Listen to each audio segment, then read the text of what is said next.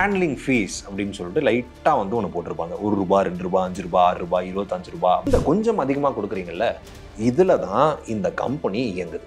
இதே தான் assert management கம்பெனியை வந்து பண்ணுது.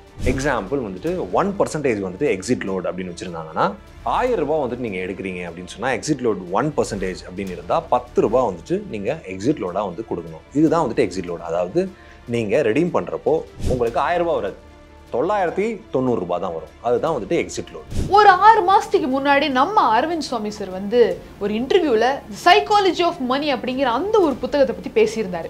அவர் சொன்னதையுமே நிறைய பேர் கடகட அந்த புக்கை வாங்கி படிக்க ஆரம்பிச்சிட்டாங்க. ஆனா ஆக்சுவலா பாத்தீங்கன்னா அவர் அந்த புக்கு ஏன் ரெஃபர் பண்ணாருன்னா, காம்பவுண்டிங்னா என்ன, பணம் எப்படி பெருக்குது அப்படிங்கிற அந்த ஒரு இதை எக்ஸாம்பிள் கொடுத்து விவரணம் பண்றதுக்காக அந்த ஒரு புக்கை வந்து ரெஃபர் பண்ணார். என்னதான் எக்கச்சக்கமான ட்ரெடிஷனல் இன்வெஸ்ட்மெண்ட் ஆப்ஷன் இருந்தா கூட காம்பவுண்டிங்கை நம்ம முழுமையா ருசிக்கணும் அப்படின்னா மியூச்சுவல் ஃபண்ட்ஸ் தாங்க பெஸ்ட் ஆப்ஷன். ஆனா இன்னைக்குமே நிறைய பேர் இந்த ஒரு மியூச்சுவல் ஃபண்ட்ஸ்ல பணத்தை போடுறதுக்கு ஏன் அவ்வளோ தயங்குறாங்கன்னா, நான் பணத்தை போட்டு எப்படி இந்த மியூச்சுவல் ஃபண்ட்ஸ் சம்பாதிக்கிறாங்க, எனக்கு எப்படி ரிட்டர்ன்ஸ் வருது அப்படிங்கிற அந்த ஒரு நாலேஜ் இல்லாமே நிறைய பேர் ஹெசிடேட் பண்ணிட்டு இருக்காங்க. ஸோ இந்த ஒரு வீடியோல இந்த மியூச்சுவல் ஃபண்ட்ஸ் எப்படி பணம் சம்பாதிக்குது, நம்மளோட பணத்தை காம்பவுண்ட் பண்றதுக்கு பெருக்கிறதுக்கு என்னென்ன வேலைகள் பண்றாங்க அப்படிங்கிற எல்லா விதத்தையும் இந்த ஒரு வீடியோ நம்ம ஃபுல்லா பார்த்து தெரிஞ்சுக்கலாம். வெல்கம் டு பாஸ்வாலா தமிழ். நான் உங்க மேகலா கண்ணன். இப்போ உதாரணத்துக்கு வந்து வச்சுக்கலாமே, நம்ம ஏதாவது ஒரு ஃபுட் டெலிவரி ஆப்லேருந்து வந்துட்டு ஃபுட் ஆர்டர் பண்ணுறோம், இல்லைனா வந்துட்டு ஏதாவது பார்சல் சர்வீசஸ்லேருந்து வந்துட்டு நம்ம லைக் என்னென்னா கிராசரிலாம் இருக்கு இல்லையா, அந்த கிராசரிலாம் வந்துட்டு நமக்கு தேவையான மளிகை சாமான்லாம் வந்துட்டு ஒரு ஆப் மூலயமா வாங்குறோம் அப்படின்னு சொன்னால், அந்த மளிகை சாமான என்ன விலையோ அதுலேருந்து கொஞ்சம் அதிகமாக ஹேண்ட்லிங் ஃபீஸ் அப்படின்னு சொல்லிட்டு லைட்டாக வந்து ஒன்று போட்டிருப்பாங்க. ₹1 ₹2 ₹5 ₹6 ₹25 அப்படின்லாம் சொல்லிட்டு மாறி மாறி போடுவாங்க. இன்னும் நீங்கள் வந்துட்டு ப்ரீமியம் சப்ஸ்கிரிப்ஷன்லாம் எடுக்கல அப்படின்னு சொன்னால் டெலிவரி சார்ஜ் அப்படின்னு சொல்லிட்டு போடுவாங்க. ப்ரீமியம் சப்ஸ்கிரிப்ஷன் எடுத்திருந்தீங்க அப்படின்னு சொன்னால் அஃப்கோர்ஸ் அதுக்கும் காசு கட்டணும் இல்லையா, அந்த காஸ்ட் ஒன்று இருக்குது. அதுக்கப்புறமா வந்துட்டு ஆர்டர் பண்ணி உங்கள் வீட்டுக்கே வந்து வருது இல்லையா, அதுக்கு ஹேண்ட்லிங் ஃபீன்னு ஒன்று போடுவாங்க. அதாவது என்னென்னா எம்ஆர்பி அந்த ப்ராடக்ட்டுக்கு என்ன விலையோ அது அப்படியே இருக்கும். அதை தாண்டி ஆனால் மொத்தமாக நீங்கள் வந்துட்டு காசு கொடுக்குறப்போ வந்துட்டு கொஞ்சம் அதிகமாக கொடுத்துருப்பீங்க. இந்த கொஞ்சம் அதிகமாக கொடுக்குறீங்கல்ல, இதில் தான் இந்த கம்பெனி இயங்குது. இதில் தான் வந்துட்டு இந்த ஃபுட் டெலிவரி ஆப்லாம் வந்துட்டு நல்லா காசு சம்பாதிக்கிறாங்க, இந்த கிராசரி ஆப்பும் வந்துட்டு காசு சம்பாதிக்கிறாங்க. நல்ல வழி தான். இதே தான் அசர்ட் மேனேஜ்மெண்ட் கம்பெனியை வந்து பண்ணுது. நான் வந்துட்டு அவ்வளோவா காசு கட்டலையே அப்படின்னு சொன்னால் என்ட்ரிக்கு எந்த காசுமே கிடையாது. முன்னாடி வந்துட்டு என்ட்ரி லோடுன்னு ஒன்று இருந்துச்சு. என்ட்ரி லோடுனா என்னென்னா, இப்போ நீங்கள் முதலீடு பண்ணணும் அப்படின்னு போகிறீங்கன்னா ஒரு ₹20,000 கொடுக்க போகிறீங்க அப்படின்னு சொன்னால் அதில் ஒரு பர்சன்டேஜ் வந்துட்டு என்ட்ரி லோடு, என்ட்ரி ஃபீயாக வந்துட்டு கொடுக்கணும். பட் அது வந்து இப்போ அபாலிஷ் பண்ணிட்டாங்க, இப்போ இல்லை. நீங்கள் மியூச்சுவல் ஃபண்டுக்குள்ளே போயிட்டு அனலைஸ் பண்ணுறப்போ வந்து, அதாவது ஸ்டாக் அனலைஸ் பண்ணுறதுக்கு வந்துட்டு அந்த ஸ்டாக்கோட சில ஃபண்டமெண்டல்ஸ்லாம் பார்ப்பீங்கள்ல, பிஇ ரேஷியோ பார்ப்போம், அதுக்கப்புறமா வந்து ROE எவ்வளோ தருதுன்னு பார்ப்போம், அதுக்கப்புறம் டெட் டு ஈக்விட்டி ரேஷியோ என்ன இருக்குது, இந்த மாதிரி சில விஷயங்கள்லாம் பார்ப்போம். அதே மாதிரி மியூச்சுவல் ஃபண்டை வந்துட்டு நம்ம ஆராயிறப்போ அந்த மியூச்சுவல் ஃபண்ட் வந்துட்டு எங்கெல்லாம் வந்து முதலீடு பண்ண போகிறாங்க, அதுக்கப்புறமா வந்துட்டு முக்கியமான விஷயம் வந்து ஒன்று ஆராய்ச்சி பண்ணுவோம். என்னென்னா எக்ஸிட் லோடு எவ்வளோ, எக்ஸ்பென்ஸ் ரேஷியோ எவ்வளோ, அந்த மாதிரி சில விஷயங்கள்லாம் பார்ப்போம். அதிலே வந்துட்டு மென்ஷன் பண்ணியிருப்பாங்க எக்ஸிட் லோடு வந்துட்டு இவ்வளோ சதவீதம் அப்படின்னு சொல்லிட்டு. எக்ஸாம்பிள் வந்துட்டு 1% வந்துட்டு எக்ஸிட் லோடு அப்படின்னு வச்சுருந்தாங்கன்னா, ₹1000 வந்துட்டு நீங்கள் எடுக்கிறீங்க அப்படின்னு சொன்னால் எக்ஸிட் லோடு 1% அப்படின்னு இருந்தால் ₹10 வந்துட்டு நீங்கள் எக்ஸிட் லோடாக வந்து கொடுக்கணும். இதுதான் வந்துட்டு எக்ஸிட் லோடு. அதாவது நீங்கள் ரெடீம் பண்ணுறப்போ அந்த யூனிட்ஸை வந்து விற்றுட்டு ரெடீம் பண்ணுறப்போ உங்களுக்கு ₹1000 வராது, ₹990 தான் வரும். அதுதான் வந்துட்டு எக்ஸிட் லோடு. இந்த எக்ஸிட் லோடு வழியாக ஏஎம்சிஸ் வந்து சம்பாதிக்கிறாங்க. இது ஒன்று. இப்போ வந்துட்டு சில டிரான்சாக்ஷன் ஃபீ அப்படின்னு சொல்லிட்டு ஏஎம்சிஸ் வந்து சார்ஜ் பண்ணுவாங்க. அதாவது என்னன்னா, நீங்கள் ₹10,000 மேலே முதலீடு பண்ணுறீங்க, இல்லைனா வந்துட்டு உங்களோட எஸ்ஐபியே வந்துட்டு மாதம் ₹10,000 மேலே இருக்குது அப்படின்னு சொன்னால் ₹100லேருந்து ₹150 வரைக்கும் டிரான்சாக்ஷன் ஃபீ அப்படின்னு சொல்லிட்டு ஒன்று சார்ஜ் பண்ணுவாங்க. ₹10,000 வந்துட்டு ₹100 ₹150 ஒன்றும் இல்லை அப்படின்னு சொல்லிட்டு நம்ம நினைக்கலாம். அஃப்கோர்ஸ் ஒன்றும் இல்லை தான், பெருசாக இல்லை தான். ஸோ இது வழியாக தான் வந்துட்டு ஏஎம்சிஸ் வந்து சம்பாதிக்கிறாங்க. ₹100 என்ன சம்பாதிச்சிட போகிறாங்க அப்படின்னு கேட்டால், எவ்வளோ கணக்கான முதலீட்டாளர்கள் இருப்பாங்க, ஆயிரக்கணக்கான லட்சக்கணக்கான முதலீட்டாளர்கள் இருப்பாங்க.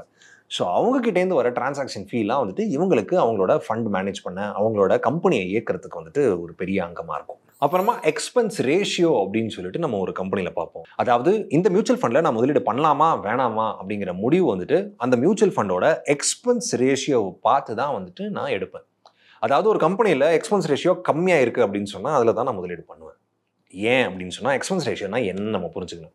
மொத்தமாக அந்த அசட்டை வந்துட்டு மேனேஜ் பண்ணுறதுக்கு, அந்த மியூச்சுவல் ஃபண்ட் அந்த பணத்தெல்லாம் வந்துட்டு மேனேஜ் பண்ணுறதுக்கு ஒரு செலவாகும் இல்லையா, அது எல்லாம் சேர்த்து டிரான்சாக்ஷன் ஃபீ, எக்ஸிட் லோடு இதெல்லாம் சேர்த்து தான் வந்துட்டு எக்ஸ்பென்ஸ் ரேஷியோ அப்படின்னு சொல்லுவாங்க. மியூச்சுவல் ஃபண்ட்ஸ் எப்படி பணம் சம்பாதிக்குது அப்படிங்கிற அந்த ஒரு இன்ஃபர்மேஷன் நம்ம தொடர்ந்து பார்த்துட்டு வந்துட்டு இருக்கோம்.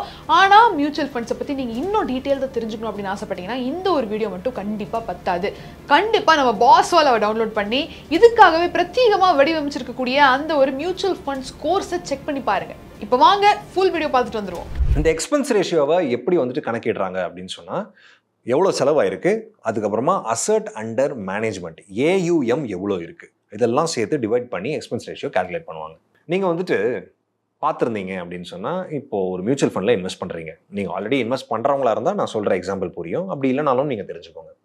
நீங்கள் வந்துட்டு NAV நெட் அசட் வேல்யூ, அதாவது ஷேரில் நம்ம இன்வெஸ்ட் பண்ணுறோம் அப்படின்னு சொன்னால் ஒரு ஷேரோட விலை 100 ரூபாய் அப்படின்னு நம்ம வந்துட்டு கணக்கிடுவோம். ஆனால் நெட் அசட் வேல்யூ அப்படிங்கிற ஒரு வேல்யூ தான் வந்துட்டு மியூச்சுவல் ஃபண்ட் இன்வெஸ்ட்மெண்ட்டில் நமக்கு. ஏன் அப்படின்னா ஷேர் நம்ம வாங்கலை, ஜென்ரலாக ஒரு வேல்யூ, ஒரு யூனிட் வந்து வாங்குகிறோம். ஸோ அந்த யூனிட் தான் வந்துட்டு NAV வந்துட்டு அதோட விலை வந்துட்டு வேறு மியூச்சுவல் ஃபண்ட் வேறு போர்ட்ஃபோலியோக்கு ஏற்ற மாதிரி வந்துட்டு வேறுபடும். ஸோ ஒரு மியூச்சுவல் ஃபண்டில் இன்வெஸ்ட் பண்ணுறீங்க, XNX கம்பெனியில் வந்துட்டு, இல்லை ஏதோ ஒரு பேர் ABC அப்படின்னு ஒரு கம்பெனியில் வந்துட்டு நீங்கள் வந்து மியூச்சுவல் ஃபண்டில் இன்வெஸ்ட் பண்ண போகிறீங்க அப்படின்னு சொன்னால் அதோட NAV எவ்வளோ, ஒரு 10,000 ரூபா இன்வெஸ்ட் பண்ணுறீங்க அப்படின்னு சொன்னால் NAV வந்து 100 ரூபா அப்படின்னு சொன்னால் நீங்கள் 10,000 ரூபா முதலீடு பண்ண போகிறீங்க அப்படின்னு சொன்னால் உங்களுக்கு எவ்வளோ யூனிட்ஸ் வந்து வரும், 100 யூனிட்ஸ் வந்து உங்களுக்கு வரும். ஒரு யூனிட் வந்துட்டு 100 ரூபா அப்படின்னு சொன்னால் நீங்கள் 100 யூனிட் வாங்குறீங்க அப்படின்னு சொன்னால் 10,000 ரூபாய் ஆகும். ஸோ 100 யூனிட் வந்துட்டு உங்களுக்கு அலோகேட் ஆகணும். ஆனால் சில இடத்துல பார்த்துருந்தீங்க அப்படின்னு சொன்னால் நீங்கள் SIP முதலீடாக இருக்கட்டும், இல்லைனா வந்துட்டு நீங்கள் லம்சமாக முதலீடு பண்ணுறதா இருக்கட்டும், நீங்கள் 10,000 ரூபாய் போட்டிருப்பீங்க. ஆனால் இன்வெஸ்டட் அமௌண்ட் 9,999 ஒன்லி அப்படின்னு சொல்லிட்டு சில ஷூ கடையில் போடுற மாதிரி வந்துட்டு போட்டிருப்பாங்க. ஸோ அந்த 1 ரூபாய் என்னாச்சு, அதுதான் வந்துட்டு ஒரு எக்ஸ்பென்ஸ் ரேஷியோவாக போகுது. NAVயோட வேல்யூமே வந்துட்டு எக்ஸ்பென்ஸ் ரேஷியோட சேர்த்து சம்டைம்ஸ் வந்து ஆட் பண்ணுவாங்க.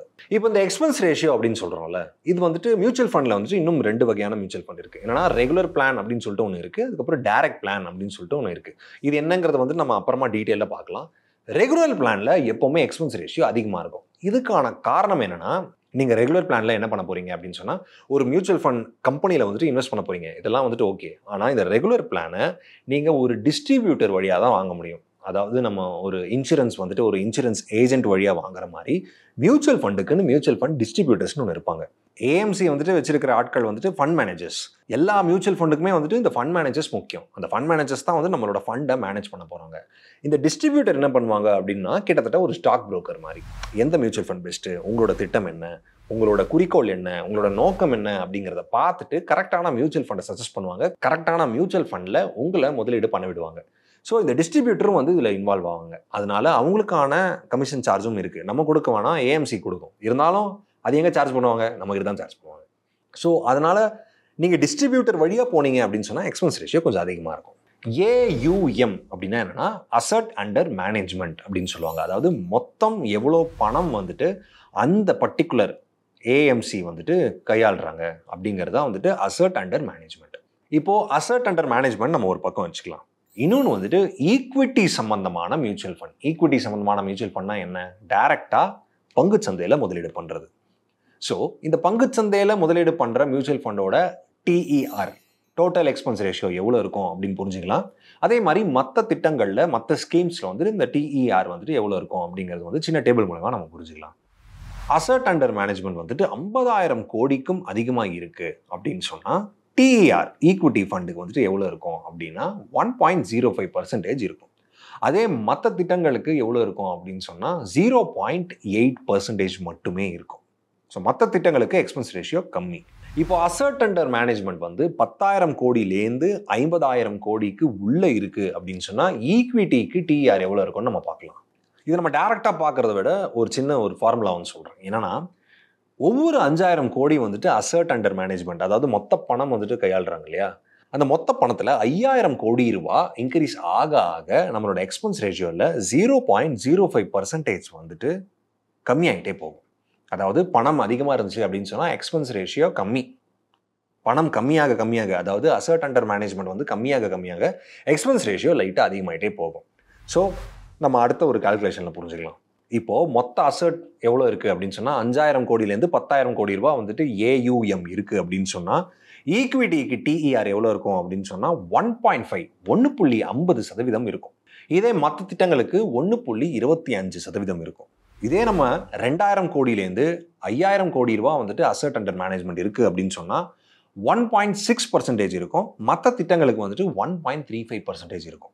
இப்போ மேக்ஸிமம் அசெட் அண்டர் மேனேஜ்மெண்ட் வந்துட்டு 500 கோடி ரூபாய் தான் இருக்குது அப்படின்னு சொன்னால் நம்மளோட ஈக்விட்டிக்கான டோட்டல் எக்ஸ்பென்ஸ் ரேஷியோ வந்து 2.25% இருக்கும். மற்ற திட்டங்களுக்கு 2% இருக்கும். ஏன் இப்படி வந்துட்டு இன்க்ரீஸ் ஆகுது அப்படின்னு சொன்னால் வால்யூம் நமக்கு பெருசாக நம்மளோட எக்ஸ்பென்ஸ் கம்மியாகிட்டே போகும்ல. இப்போ பெருசாக மொத்தமாக வந்துட்டு 1,00,000 வாட்டர் கேன் நான் விற்கிறேன் அப்படின்னு சொன்னால் எனக்கான செலவுகளில் வந்துட்டு மார்ஜின்லாம் வேறு மாதிரி வேறுபடும். இப்போ நான் வந்துட்டு 1000 வாட்டர் கேன் தான் விற்கிறேன் அப்படின்னு சொன்னால் எனக்கான செலவு அந்த எக்ஸ்பென்ஸ்லாம் வந்துட்டு அதிகம் தானே. ஸோ வால்யூம் இன்க்ரீஸ் ஆக எக்ஸ்பென்ஸ் கம்மியாகும். நமக்கும் வந்து எக்ஸ்பென்ஸ் ரேஷியோ வந்துட்டு கம்மியாகும். பட் நம்மளோட அசெட் அண்டர் மேனேஜ்மெண்ட் வந்துட்டு அதோட மொத்த தொகை வந்துட்டு கம்மியாயிட்டே போகுது அப்படின்னு சொன்னால் எக்ஸ்பென்ஸ் ரேஷியோ இன்க்ரீஸ் ஆகிட்டே போகும். இது நீங்கள் பார்த்துக்கணும். அதனால தான் நிறைய பேர் வந்துட்டு சஜஸ்ட் பண்ணியிருப்பாங்க, அசெட் அண்டர் மேனேஜ்மெண்ட் வந்துட்டு 10,000 கோடிக்கும் மேலே இருக்குது அப்படின்னு சொன்னால் அந்த மியூச்சுவல் ஃபண்டில் இன்வெஸ்ட் பண்ணு, 25,000 கோடி இருக்குது அப்படின்னு சொன்னால் தைரியமாக இன்வெஸ்ட் பண்ணு, அந்த மாதிரிலாம் சொல்லியிருப்பாங்க. சரி, அந்த மாதிரி ரூல்ஸ்லாம் கிடையாது. பட் அந்த ஒரு சின்ன பாயிண்ட் எதுக்கு சொல்கிறாங்க அப்படின்னு சொன்னால் எக்ஸ்பென்ஸ் ரேஷியோ கம்மியாக இருக்கும். அண்ட் மோர் ஓவர் அவங்க ஃபண்டு பெருசாக இருக்குது அப்படிங்கிறதுனால பாதுகாப்பான முறையில், அஃப்கோர்ஸ் ரிஸ்க் இருக்க தான் செய்யுது, பாதுகாப்பான முறையில் அப்படின்னு சொல்கிறத விட கிரெடிபிலிட்டி அதிகமாக இருக்கும். ஏன்னா 25,000 கோடி ரூபாய் வந்து ஒரு கம்பெனி ஹேண்டில் பண்ணுது அப்படின்னு சொன்னால் அவங்களுக்கு எவ்வளோ திறமை இருந்தால், எவ்வளோ திறன் இருந்தால் 25,000 கோடி ரூபாய் அவங்க எடுத்து அவங்க மற்ற கம்பெனியில் முதலீடு பண்ணி உங்களோட பணத்தை நான் வந்து வளர்த்து காட்டுறேன் அப்படின்னு சொல்லிட்டு வருவாங்க. ஸோ அந்த கிரெடிபிலிட்டி தான். ஸோ அசெட் அண்டர் மேனேஜ்மெண்ட் அதிகமாக இருக்க நமக்கு நல்லது. ஸோ ஒரு மியூச்சுவல் ஃபண்ட் கம்பெனி, ஒரு அசெட் மேனேஜ்மெண்ட் கம்பெனி அப்படிங்கிறது வந்துட்டு அவங்களோட சம்பாத்தியம் இப்படி தான் இருக்க போகுது. ஸோ ஏஎம்சி வந்துட்டு எப்படி ஃபங்க்ஷன் ஆகும் அப்படின்னு சொல்லிட்டு புரிஞ்சுட்டோம். இந்த ஒரு வீடியோவில் இன்னைக்கு இந்த மியூச்சுவல் ஃபண்ட்ஸ் எப்படி பணம் சம்பாதிக்குது, எப்படி பணத்தை காம்பவுண்ட் பண்ணுது அப்படிங்கிற டீட்டெயில் எல்லாமே நீங்கள் தெரிஞ்சுட்டு இருந்திருப்பீங்க. ஆனால் நான் முதல்ல சொன்ன மாதிரி இந்த ஒரு வீடியோ உங்களுக்கு மியூச்சுவல் ஃபண்ட்ஸை பற்றி முழுசாக தெரிஞ்சுக்கணும் அப்படின்னா பத்தாது. கண்டிப்பாக பாஸ்வாலா அப்ளிகேஷனை டவுன்லோட் பண்ணி நான் சொன்ன அந்த கோர்ஸை செக் பண்ணி பாருங்க. மீண்டும் ஒரு சுவாரஸ்யமான பகுதியில் நான் உங்களை சந்திக்கிறேன். Until then, Smegla Kannan signing off. நன்றி, வணக்கம். Bosswala. Be the boss.